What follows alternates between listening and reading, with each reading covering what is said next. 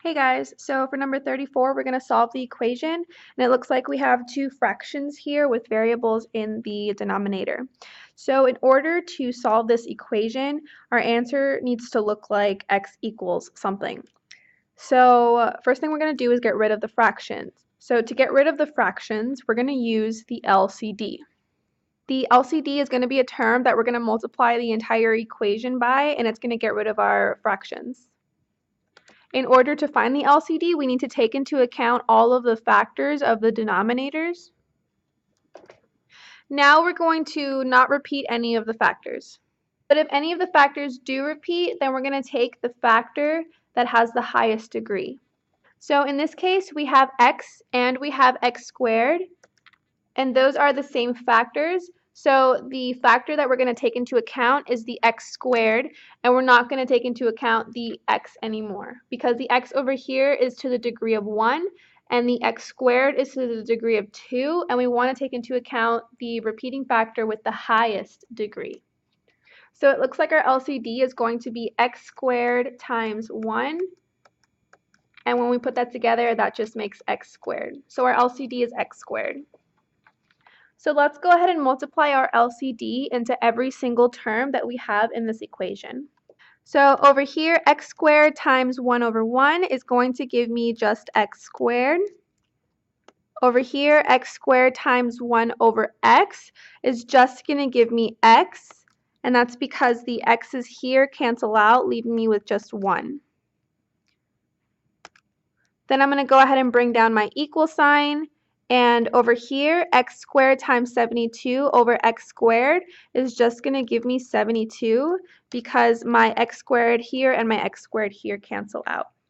Now all we have here is a trinomial. So first thing we're going to do is subtract the 72 from both sides. That way I can have the trinomial on one side and set equal to 0 on the other side. Now, if we have a trinomial and it's factorable, we can always factor it into two binomials. So I'm going to write down my two bubbles here and my equals 0 here.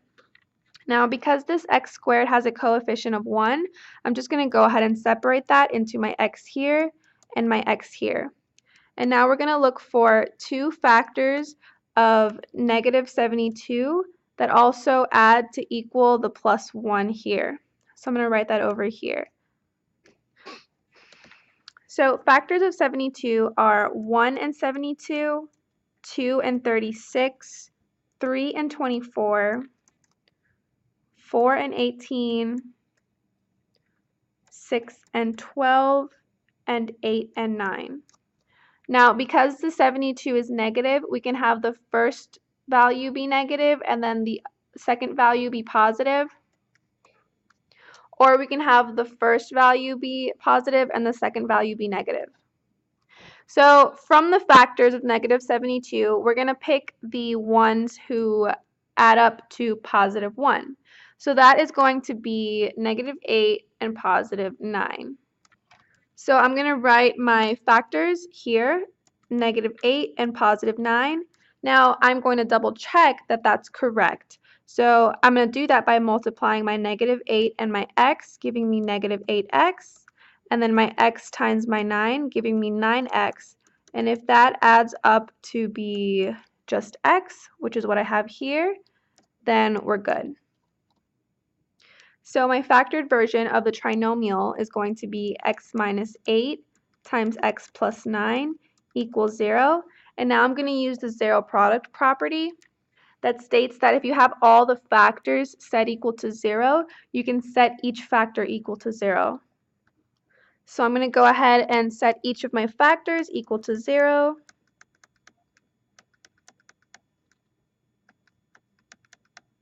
And then I'm going to solve for x. So here my x is going to equal positive 8, and here my x is going to equal negative 9. So in the beginning, we told ourselves that the answer should look something along the lines of x equals blank. So here we have x equals 8 and x equals negative 9, and we are done.